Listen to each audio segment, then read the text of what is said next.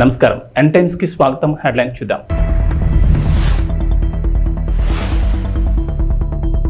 కేంద్రం నుంచి అమరావతికి మరో గుడ్ న్యూస్.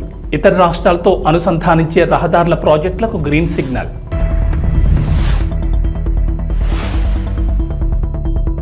తెలంగాణలో 2 లక్షల రైతు రుణమాఫీ. రేవంత్ సర్కార్ కీలక నిర్ణయం.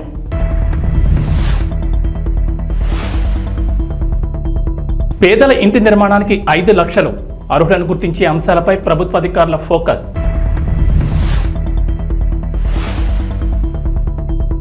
ఏపీ తెలంగాణకు రెయిన్ అలర్ట్. పలు జిల్లాల్లో భారీ వర్షాలు, ఎల్లో అలర్ట్ జారీ.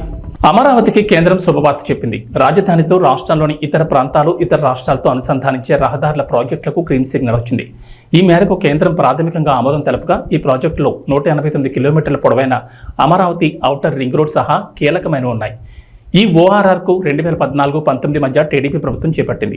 కానీ ఆ తర్వాత జగన్ ప్రభుత్వం అధికారంలోకి వచ్చిన తర్వాత అడుగులు ముందుకు పడలేదు. కూటమి ప్రభుత్వం అధికారంలోకి రావడంతో చంద్రబాబు ఢిల్లీ పర్యటనలో కేంద్రం దగ్గర మళ్లీ ఈ ప్రాజెక్టుని ప్రస్తావించారు.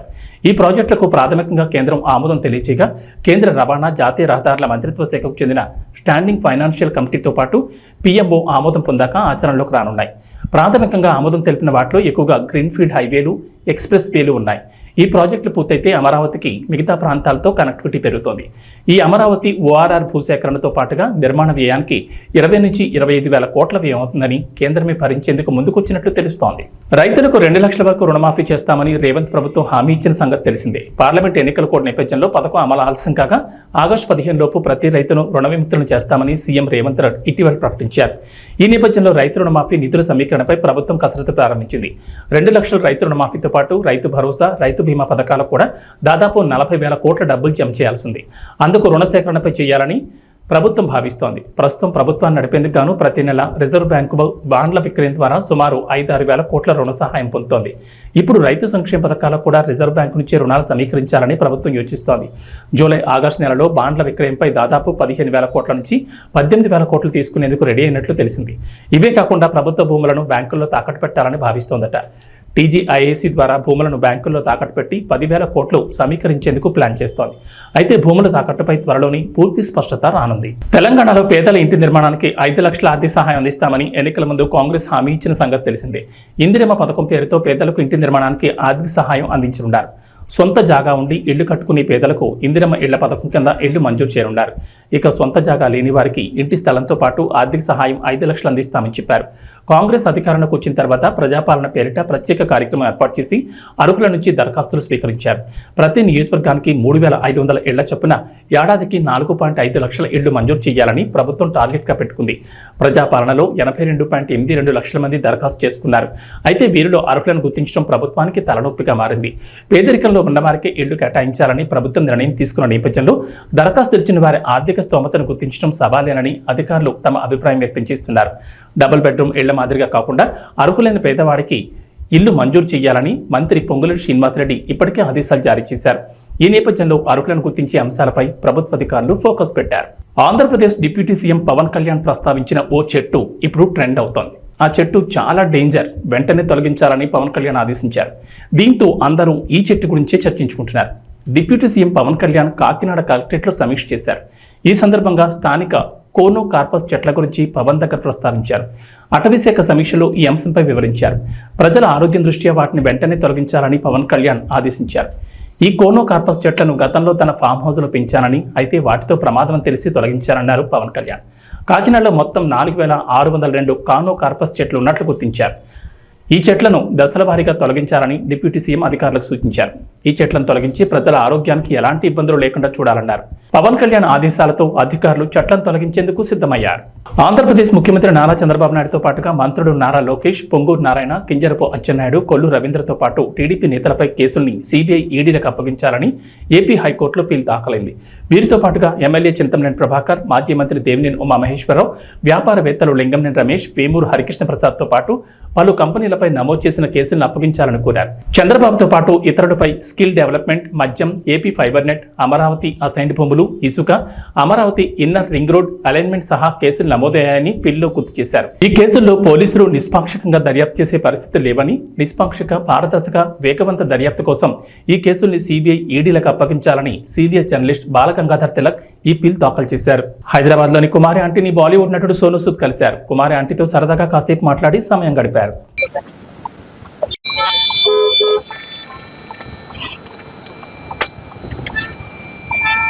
Thank you. Wait a minute, sir. Okay, Harish.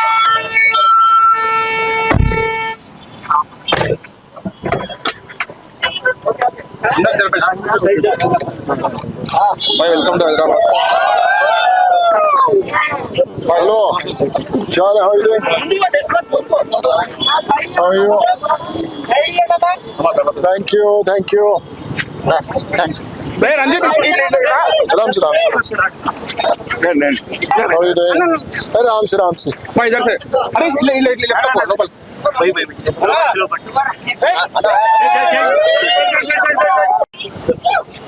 Ram se. Hello. How are you? अरे Ram se. How are you doing? कैसे हैं आप? All well. So nice to see you.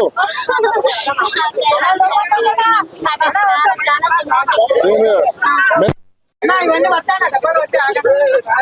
So today I'm silence. So today please.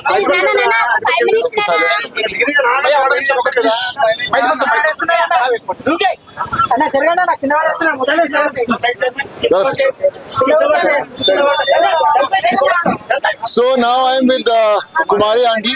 You know, we have heard a lot about her. She is a self-made lady. We talk about women empowerment. We talk about how everyone should work hard for the families. Kumari aunty is the best example. And all the people, all the ladies, all the women across the country, whoever is, going through tough times, she should be an example to follow, that how you can work hard and do good for the family. Kumari aunty जी कैसा लग रहा है आज आपको? अच्छे है, अच्छा है? अच्छे है, बहुत अच्छे. तो आज के वेज है, नॉन वेज है कि दोनों है? पूरा आदमी है, पूरा है. वेज नॉन वेज दोनों है? क्या आदमी को भी बना दिया? थोड़ा हिंदी बहुत अच्छा है, कोई बात नहीं, आपका हिंदी बहुत अच्छा है. हाँ, नॉन वेज है, वेज है. वेज है? वेज है, नॉन वेज है. तो कुमारी आंटी के हाथ का वेज भी है, नॉन वेज भी है. मैं तो वेजिटेरियन हूँ. और कुमारी आंटी कितने का एक प्लेट? एक plate veg 80 rupees. Veg 80 rupees और non veg? Non veg 120 rupees. 120 rupees. तो भैया मैं तो 80 रुपीस वाला कस्टमर हूँ. तो जो 80 रुपीस का वेजिटेरियन है, मेरे लिए कितने का डिस्काउंट है? फ्री. आज तो लॉटरी लग गया हमारा यार आंटी, कुमारी आंटी. अगर आप फ्री बोलोगे तो मैं हर रोज आएगा खाने के लिए. చలేగా. మీరు ఎంతో మందికి హెల్ప్ చేస్తున్నారు. మీరు ఎంతో మంది కంటే ఎంతో మందికి నేను మీకు అసలు ఎంత పెట్టినా తక్కువ అవుతుంది. ఎందుకంటే మీరు అంత మందికి హెల్ప్ చేస్తున్నారు కాబట్టి నాకు కష్టం వచ్చినప్పుడు కూడా మీరు అలా ఫోన్ చేసి నాకు అలా ఓదార్పు చెప్పినప్పుడు కూడా నాకు. నేటి నుంచి విజయవాడలోని దుర్గగుడిపై ఆషాఢం సారీ మహోత్సవాలు జరుగుతున్నాయి. వచ్చే నెల 4 వరకు కార్యక్రమం జరగనుంది. ఇవాళ దుర్గమ్మకు ఆలయ ఉద్యోగులు సారీ సమర్పించనున్నారు.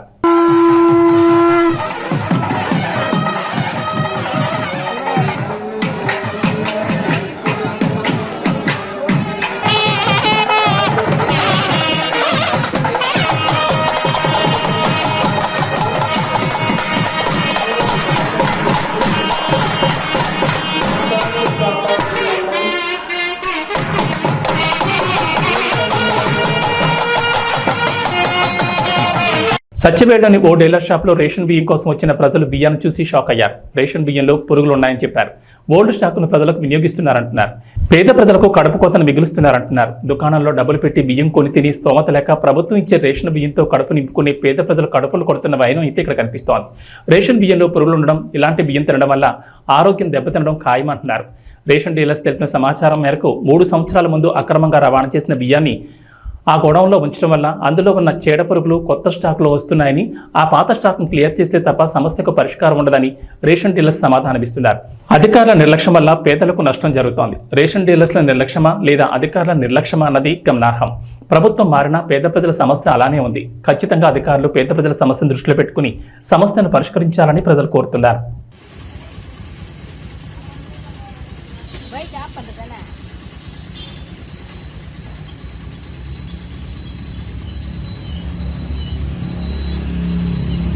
కర్నూలు జిల్లా కౌతాడ మండలం ఉరుకుంద గ్రామంలో వెలసిన ప్రముఖ పుణ్యక్షేత్రమైన శ్రీ ఉరుకుంద ఎర్రన్నస్వామి దేవాలయంలో భక్తులు సమర్పించే టెంకాయలు కొబ్బరి చెప్పులకు ఆన్లైన్ టెండర్ మరియు బహిరంగ వేలంపాట ఈ నెల 20వ తేదీన నిర్వహిస్తున్నట్లు డిప్యూటీ కమిషనర్ మరియు ఎగ్జిక్యూటివ్ ఆఫీసర్ హెచ్జి వెంకటేష్ పేర్కొన్నారు. ప్రతి సంవత్సరం శ్రావణమాస మహోత్సవాలు మరియు ఆ సంవత్సరమంతా ఉరుకుంద ఈరన్న స్వామికి భక్తులు సమర్పించే టెంకాయలు కొబ్బరి చెప్పులను ఆన్లైన్ సీల్డ్ కవర్ బహిరంగ వేలంపాట నిర్వహిస్తున్నట్లు దేవస్థానం ఎగ్జిక్యూటివ్ ఆఫీసర్ తెలిపారు. ఈ కార్యక్రమంలో సిఐ ఎరిషావలి, ఎస్ఐ నరేంద్ర కుమార్ రెడ్డి, దేవస్థానం సిబ్బంది పాల్గొన్నారు.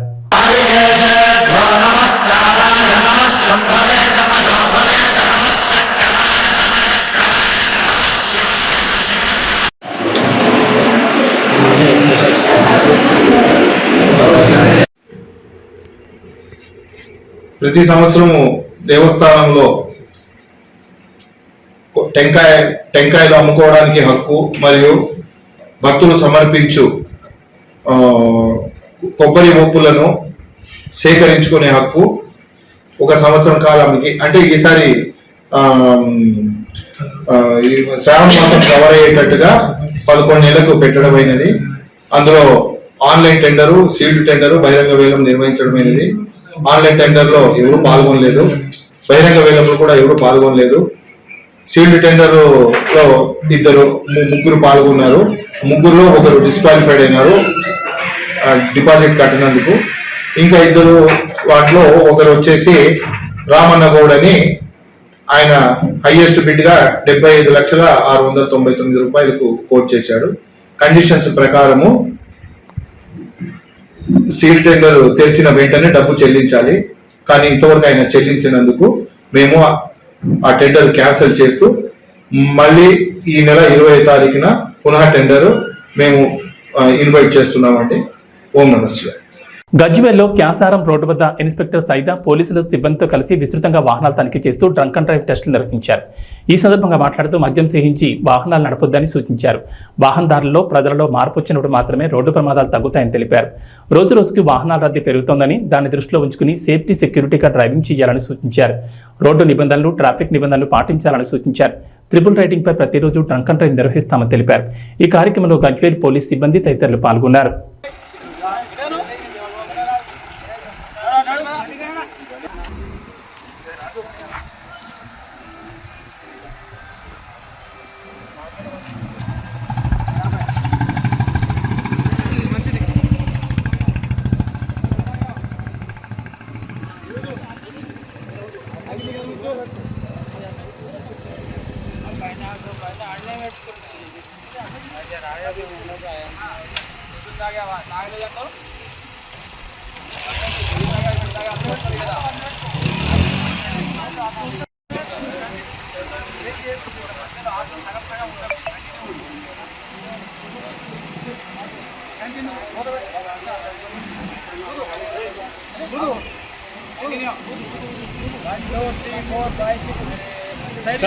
సార్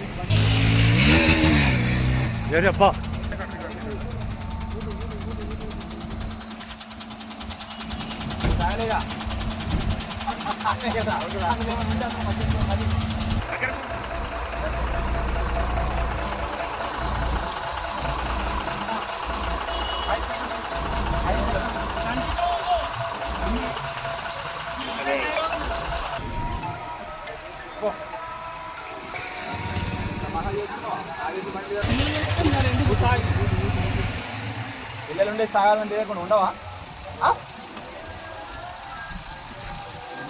దృష్టి బాగుంటే ఇప్పుడు రావాలి చెప్తాను, తీసుకు లోపల కూర్చోండి. మెగాస్టార్ చిరంజీవి కెరీర్లోని విశ్వంభర అతిపెద్ద ప్రాజెక్ట్. ప్రస్తుతం షూటింగ్తో పాటు పోస్ట్ ప్రొడక్షన్ పనులు కూడా ఏకకాలంలో జరుగుతున్నాయి. బింబిసార డైరెక్టర్ వశిష్ఠ తెరకెక్కిస్తున్న ఈ చిత్రంలో త్రిషా కృష్ణన్ హీరోయిన్గా నటిస్తోంది. అలానే భారీ స్టార్ కాస్టింగ్ కూడా ఈ చిత్రంలో ఉంది. ఇక విఎఫ్ఎక్స్, భారీ యాక్షన్ సన్నివేశాలు ఈ చిత్రంలో మెయిన్ హైలైట్ అని ఇప్పటికే డైరెక్టర్ వశిష్ఠ చెప్పారు. ఇక తాజాగా ఈ మూవీ టీం మెగా అభిమానులకు ఓ గుడ్ న్యూస్ చెప్పబోతోంది. ఈ చిత్రానికి సంబంధించి ఓ చిన్న టీజర్ను త్వరలో రిలీజ్ చేయబోతున్నట్లుగా సమాచారం.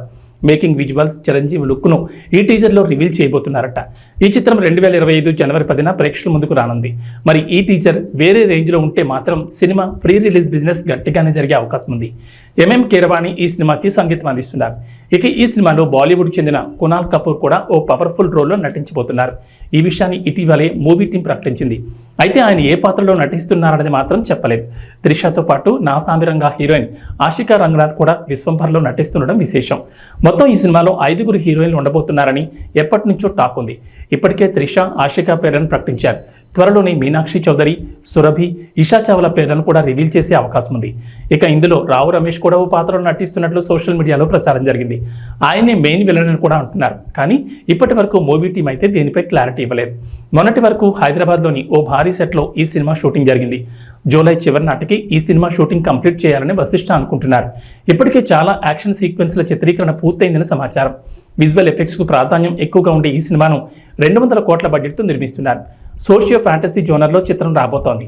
ఈ చిత్రంతో ఎలాగైనా బ్లాక్ బస్టర్ కొట్టాలని మెగా ఫ్యాన్స్ అనుకుంటున్నారు. చిరు నటించిన చివరి చిత్రం భోళా శంకర్ బాక్సాఫీస్ దగ్గర డిజాస్టర్ అయింది. T20 వరల్డ్ కప్ 2024లో ముద్దాడిన తర్వాత భారత్ తొలి T20 సిరీస్ ఆడేందుకు సిద్ధమైంది. 5 మ్యాచ్ల సిరీస్లో భాగంగా హరారే వేదికగా ఇవాళ భారత్ జింబాబ్వే తలపడబోతున్నాయి. భారత్ కాలమాన ప్రకారం సాయంత్రం 4:30 ఈ మ్యాచ్ ప్రారంభం కానుంది. T20 ఫార్మాట్కు సీనియర్లు రోహిత్ శర్మ, విరాట్ కోహ్లీ, రవీంద్ర జడేజా రిటైర్మెంట్ ప్రకటించిన తర్వాత జరుగుతున్న తొలి మ్యాచ్ కావడంతో జట్టు కూర్పుపై ఆసక్తి నెలకొంది. అయితే మ్యాచ్కు హరారే స్పోర్ట్స్ క్లబ్లో జరిగిన ఫ్రీ మ్యాచ్ ప్రెస్ కాన్ఫరెన్స్లో కెప్టెన్ శుభ్మాన్ గిల్ జట్టు కూర్పుపై క్లారిటీ ఇచ్చాడు. ఈ ఏడాది ఐపీఎల్ సీజన్లో అదరగొట్టిన సన్ రైజర్స్ హైదరాబాద్ యువ ఆటగాడు అభిషేక్ శర్మ కెరీర్లో తొలి అంతర్జాతీయ మ్యాచ్ ఆడబోతున్నాడని ప్రకటించాడు. అభిషేక్ శర్మ తాను ఓపెనర్గా రాబోతున్నట్లు నిర్ధారించాడు. మొదటి 2 మ్యాచ్లకు యశస్వి జైస్వాల్ అందుబాటులో లేకపోవడంతో అభిషేక్ ఓపెనర్గా అవకాశం దక్కిందని వివరించాడు. ఐపీఎల్ 2024లో అభిషేక్ శర్మ అద్భుతంగా బ్యాటింగ్ చేశారు. ఏకంగా 204.21 స్ట్రైక్ రేట్తో 500కు పైగా పరుగులు బాదాడు. ఇక Chennai Super Kings captain Ruturaj Gaikwad కీలకమైన 3వ స్థానంలో బ్యాటింగ్ చేస్తాడని కిల్ చెప్పారు. ఇక వాతావరణ విషయానికి వస్తే తెలంగాణలో వర్షాలపై హైదరాబాద్ వాతావరణ కేంద్రం అధికారులు అలర్ట్ ఇచ్చారు. నేడు రేపు రాష్ట్రంలో విస్తారంగా వర్షాలు కురుస్తాయని చెప్పారు. నైరుతి రుతుపవనాల ప్రభావంతో రాష్ట్రంలో విస్తారంగా వర్షాలు కురుస్తాయని వెల్లడించారు. పలు జిల్లాల్లో భారీ వర్షాలకు ఛాన్స్ ఉందన్నారు. నేడు వికారాబాద్, సంగారెడ్డి, మెదక్, కామారెడ్డి, వనపర్తి, నిజామాబాద్, జగిత్యాల, సిరిసిల్ల, సిద్దిపేట, గద్వాల్, నారాయణపేట జిల్లాల్లో భారీ వర్షాలకు ఛాన్స్ ఉందన్నారు. ఈ మేరకు ఆయా జిల్లాలకు హైదరాబాద్ వాతావరణ కేంద్రం అధికారులు ఎల్లో అలర్ట్ జారీ చేశారు. అటు ఏపీలో వర్షాలు కురుస్తాయంటోంది వాతావరణ శాఖ. నైరుతి రుతుపవనాల సమయంలో రాష్ట్ర వ్యాప్తంగా ఎండలు మండిపోయాయి. వేడి వాతావరణంలో ప్రజలు ఇబ్బంది పడ్డారు. అయితే తూర్పు మధ్య బంగాళాఖాతంలో ఉపరితల ఆవర్తనం కొనసాగుతుండగా గుజరాత్, కర్ణాటక తీరాల వెంబడి ద్రోణి విస్తరించింది. ఈ ప్రభావంతో రాబోయే 3 రోజుల్లో ఉత్తర కోస్తాలోని కొన్ని జిల్లాల్లో భారీ వర్షాలు కురుస్తాయని వాతావరణ శాఖ అంచనా వేస్తోంది. రాయలసీమ, దక్షిణ కోస్తాలో కొన్ని ప్రాంతాల్లో తేలికపాటి నుంచి ఓ మోస్తరు వర్షాలకు అవకాశం ఉందంటున్నారు వాతావరణ శాఖ అధికారులు. ఏబీ బులెటిన్ విశేషాలు. నమస్కారం.